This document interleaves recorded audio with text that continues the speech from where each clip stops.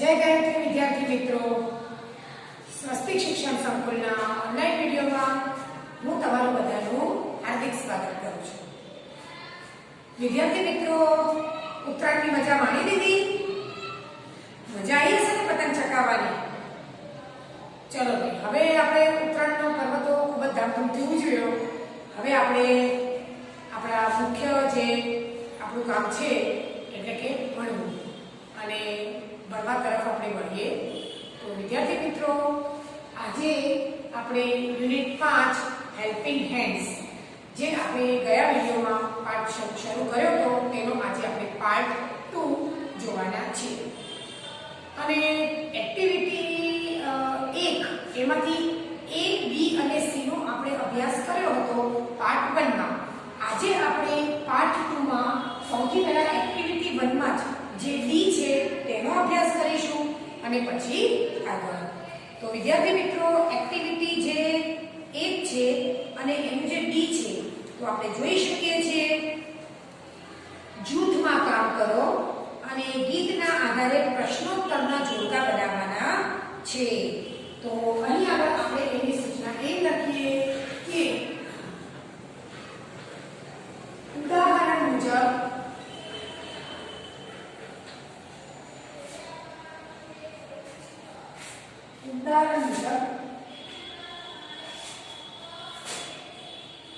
प्रश्न जोड़का बनाओ। અહીં આગળ આપણે ઉદાહરણ પ્રમાણે જે પ્રશ્ન જોડકા આપેલા છે તે તમારે લખવાના છે। તો વિદ્યાર્થી મિત્રો, સૌથી પહેલા જે ઉદાહરણ 2 આપેલા છે તે તમારે લખવાના છે। ઉદાહરણ એમાં પહેલું છે વેર ઇઝ ધ ફાર્મર। તો ફાર્મર ક્યાં છે? તો the farmer is in the farm. તો જોઈ લઈએ આપણે ઉદાહરણ।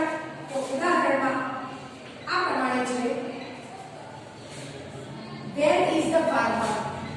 Where is the farmer? ખેડૂત ક્યાં છે? where એટલે શું થાય? where એટલે ક્યાં થાય? તો the farmer is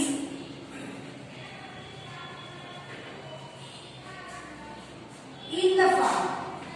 In the farm.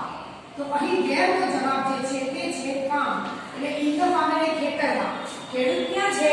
તો ખેડૂત ખેતરમાં છે। બીજું છે who is at the market? Who is at the market? માર્કેટમાં કોણ છે? who એટલે કોણ? તો the fruit seller and the customers are at the market. તો the fruit seller and the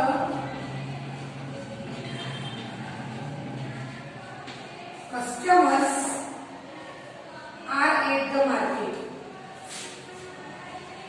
Are at the market. આ રીતે આપણે પ્રશ્નના જોડકા બનાવવાના છે। તો સૌપ્રથમ તો વિદ્યાર્થી મિત્રો, આપણે વેર દ્વારા બનાવી નાખીએ, એટલે કે ક્યાં। તો સૌ પહેલા આપણે લખીશું where is the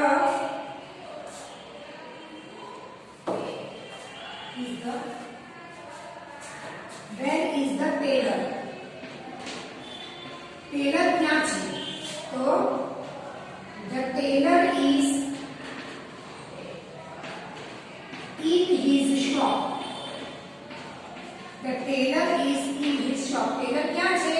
તો ટેલર પોતાની દુકાનમાં છે। બીજું, there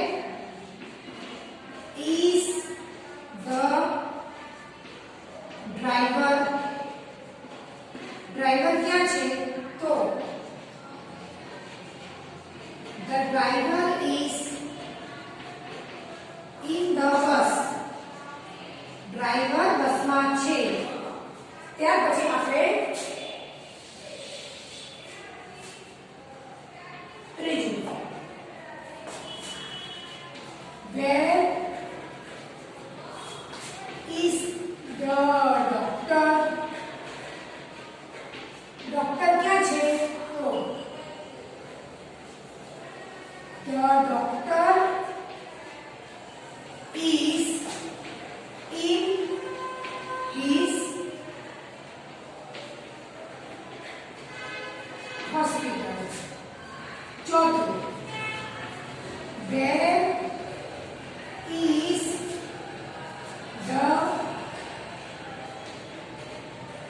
policeman? policeman ક્યાં છે? તો the policeman is at the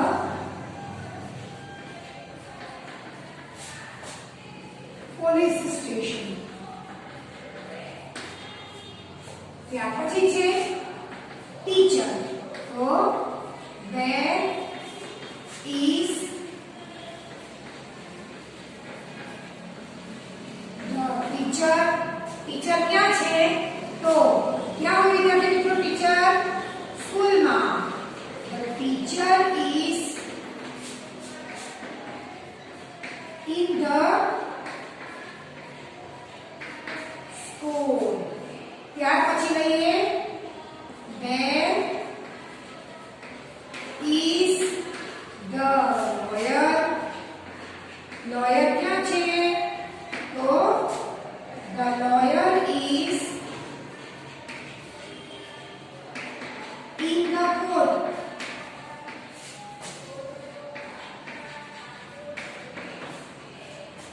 ત્યાર પછી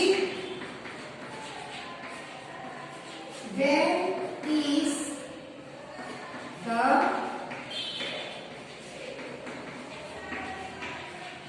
engineer? તો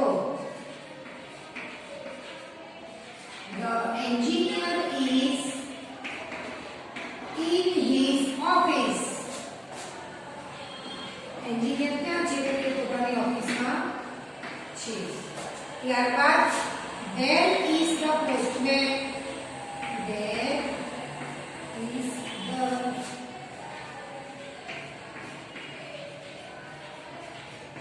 postman? તો the postman is at the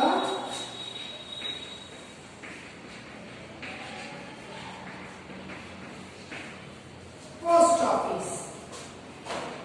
પછી there is the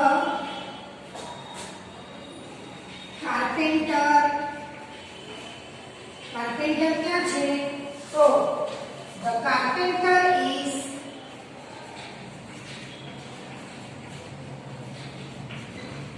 in his shop. એટલે કે પોતાની દુકાનમાં છે.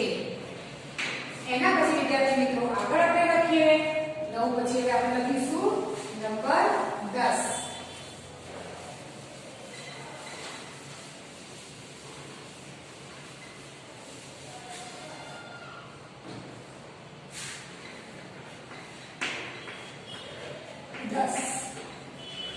Where is the barber? Where is the barber? એટલે કે વાળંદ ક્યાં છે? તો the barber is in the shop. એટલે કે દુકાનમાં છે. તો વિદ્યાર્થી મિત્રો આ રીતે આપણે where એટલે શું થાય? ક્યાં. ક્યાં દ્વારાના જે છે એ વાક્ય આપણે બનાવ્યા. Where is the doctor? So the doctor is in the hospital. Where is the policeman? So the policeman is at the police station. Where is the teacher? So the teacher is in the school. Where is the lawyer? Lawyer એટલે વકીલ. So the lawyer is in the court. Where is the engineer? So the engineer is in his office. Where is the postman? The postman is at the post office. Where is the carpenter? The carpenter is in his shop. ત્યાર પછી where is the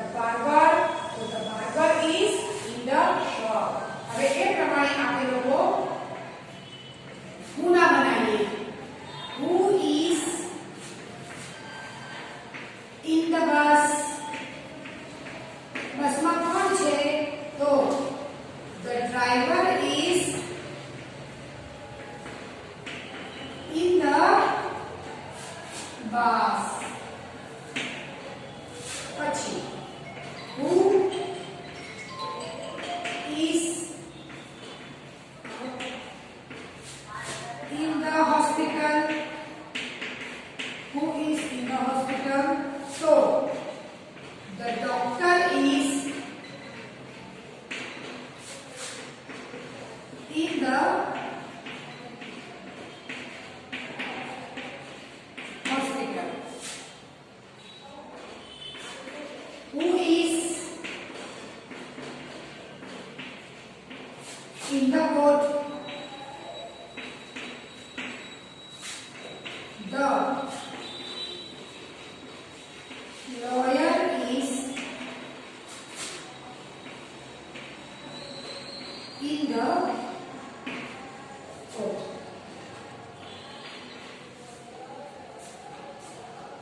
ત્યાર પછી વિદ્યાર્થી મિત્રો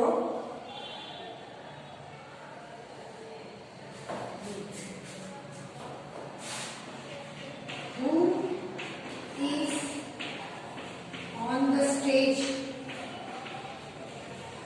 stage પર કોણ છે?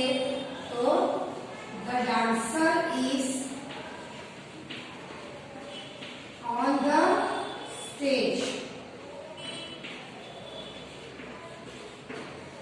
અને 15 who is on the ground? ગ્રાઉન્ડમાં કોણ છે? તો the player is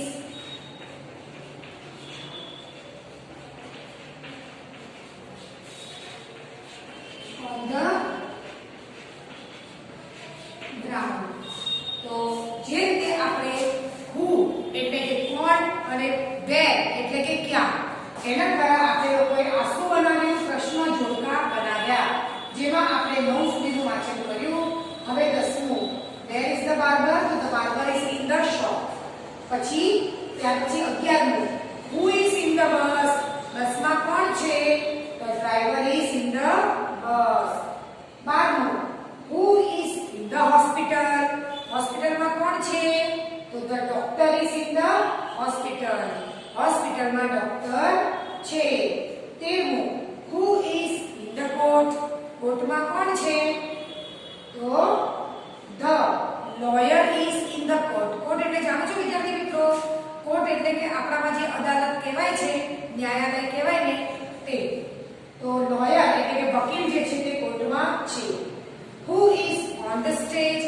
તો જો વિદ્યાર્થી મિત્રો સ્ટેજ ઉપર તો સિંગર પણ હોય અને ડાન્સર પણ હોય. તો આપણે એમાં લખી શકીએ કે the dancer is on the stage અને the singer is on the stage પણ આપણે લખી શકીએ છીએ. પછી who is on the ground? ગ્રાઉન્ડમાં ગ્રાઉન્ડ પર કોણ છે? તો the player is on the ground એટલે કે ગ્રાઉન્ડ પર મેદાનમાં કોણ છે? તો મેદાન પર ખેલાડી છે એમ આપણે લખી શકીએ. ત્યાર પછી આપણે એવા ઘણા બધા બીજા નામ છે કે જે આપણે લખી શકીએ કે મિલ્કમેન ક્યાં હોય, પછી આપણે મિલ્કમેન ક્યાં હોય, કોબલર ક્યાં હોય, સેલર ક્યાં હોય, આમ જુદા જુદા નામ જે હોય તે જુદી જુદી જગ્યાએ હોય છે તેમ આપણે લખી શકીએ વિદ્યાર્થી મિત્રો. તેવી જ રીતે where is the dancer? તો ડાન્સર ક્યાં હોય? the dancer is on the stage. and what is the singer doing? Singer શું કામ કરે? તો the singer is singing. તો વિદ્યાર્થી મિત્રો આ આપણે લોકોને એક્ટિવિટી જે કહેવાય તે એક્ટિવિટી 1 એમાં આપણે D નો અભ્યાસ પૂરો કર્યો. હવે આપણે જે લેવા જઈ રહ્યા છીએ તે છે એક્ટિવિટી 2A. તો એક્ટિવિટી 2 માં વિદ્યાર્થી મિત્રો આપણે જોઈશું તો એક્ટિવિટી 2 જે છે તેમાં એક સરસ મજાની વાર્તા છે. તે વાર્તા આપણે પહેલા વાંચીશું અને તે વાર્તાને લગતા આપણે અઘરા જે શબ્દો છે તેનો પણ અભ્યાસ આપણે કરીશું. તો એક્ટિવિટી 2 જે છે તેમાં છે એક સરસ મજાની વાર્તા. અને એ વાર્તા કોને અનુલક્ષીને છે? એ વાર્તા એક નાનકડા ઉંદરને લઈને બનાવવામાં આવી છે. તો આપણે જોઈશું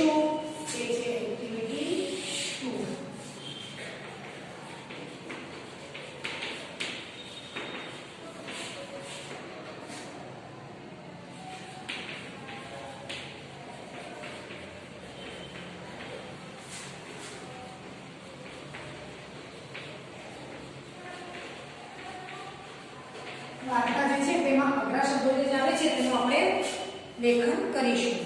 ચાલો વિદ્યાર્થી મિત્રો. A mouse found a piece of cloth. The cloth was dirty. એક ઉંદરને એક કપડાનો ટુકડો મળ્યો અને તે ટુકડો જે હતો તે ખૂબ જ ગંદો હતો. He went to the laundryman. Laundryman, please help me. My cloth is dirty. Please wash it clean. No, I am busy, the laundryman said. હવે તે કપડાનો ટુકડો લઈ અને એક ધોબી પાસે ગયો અને તેણે કહ્યું કે જુઓ ને મારું કપડું કેટલું બધું ગંદુ છે, તમે એને ધોઈ આપો ને. તો લોન્ડ્રીમેન એને કહ્યું કે ના, મારી પાસે બહુ બધું કામ છે એટલે હું નહીં કરું. તો the mouse started shouting, the laundryman is not good. He can't wash my clothes. He can't clean or iron clothes. The laundryman said, shh, don't make a noise. The laundryman washed and iron the piece of the cloth. હવે જેવું પેલા લોન્ડ્રીમેને એટલે કે ધોબીએ ઉંદરને ના પાડી કે નહીં ભાઈ મારી પાસે અત્યારે સમય નથી, તો એ ઉંદરે શું કર્યું? એ ઉંદરે જોર જોરથી બૂમો પાડવાનું શરૂ કર્યું. તેણે કહ્યું કે અરે આ લોન્ડ્રીમેન એટલે કે આ ધોબી જરા પણ સારો નથી. તે મારું જે આ નાનો ટુકડો છે તે સીવીને નથી આપતો, ધોઈને બી નથી આપતો અને તેને ઇસ્ત્રી પણ કરીને આપતો નથી. આવી રીતે તેને જોર જોરથી બૂમો પાડવા માંડી. ત્યારે લોન્ડ્રીમેન એટલે કે ધોબી તેની પાસે આવ્યો અને કહ્યું, અવાજ નહીં કરવાનો, લાય હું તને કરી દઉં. એમ કરીને એ જે ધોબી હતો તેણે તે ઉંદરના નાના જે ટુકડો હતો, કપડાનો ટુકડો, તેને સરસ રીતે ધોઈ દીધો અને સરસ મજાની ઇસ્ત્રી પણ કરી દીધી. ત્યારબાદ વિદ્યાર્થી મિત્રો, the mouse went to the tailor. એટલે કે ઉંદર ટેલર પાસે ગયો. Oh tailor, please make a cap. No, I am busy, the tailor said. તેણે ટેલરને કહ્યું, ઓ ટેલર, ઓ દરજી, મને એક ટોપી સીવી દો ને. તો દરજીએ તેને જવાબ આપ્યો, ના, અત્યારે મારી પાસે બહુ સમય છે, મારી પાસે અત્યારે બહુ બધું કામ છે અને અત્યારે મારી પાસે સમય છે નહીં, તો હું તને ટોપી નહીં સીવી દઉં. તો the mouse started shouting, the tailor is good for nothing. He cannot stitch a small cap. એટલે જેવું પેલા દરજીએ પણ ધોબીની જેમ એને કહ્યું કે ભાઈ અત્યારે મારે બહુ બધું કામ છે અને અત્યારે હું મારા કામમાં વ્યસ્ત છું, તેથી હું તને ટોપી સીવી નહીં દઉં. તો આ ઉંદરે ફરીથી જોર જોરથી બૂમો પાડવાની શરૂ કરી કે ભાઈ આ જે દરજી છે ને તે જરાય સારો નથી, એ છે ને કઈ કામનો નથી, એ મારી એક નાની એવી ટોપી પણ સીવીને નથી આપતો. તો ટેલરે કહ્યું, ડોન્ટ મેક અ નોઇઝ. એણે કહ્યું કે ભાઈ અવાજ ના કરીશ. He took measurement and stitched the cap. પછી તેણે શું કર્યું? તેણે માપ લીધું અને તેને ટોપી સીવી દીધી. વિદ્યાર્થી મિત્રો, આ વાર્તા આપણે આજે આટલા સુધી લઈશું, કારણ કે અધૂરી વાર્તા જે છે તે આપણે આના પછીના વિડીયોમાં લઈશું. તો આપણે જે પાના નંબર 82 ઉપર હતો તેમાં આવેલા અઘરા શબ્દો લખીશું. માઉસ, માઉસ એટલે ઉંદર. ફાઉન્ડ એટલે મળ્યું. ત્યાર પછી છે પીસ. પીસ એટલે કટકો બી કહી શકીએ આપણે અને ટુકડો પણ એને કહેવાય. નાનો એવો ટુકડો હોય ને એને કહેવાય. ક્લોથ, ક્લોથ એટલે કાપડ. લોન્ડ્રીમેન, લોન્ડ્રીમેન એટલે થાય ધોબી. ત્યાર પછી છે ડર્ટી.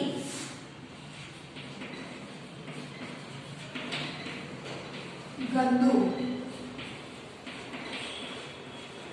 ટેલર એટલે દરજી. ગુડ તો સારું.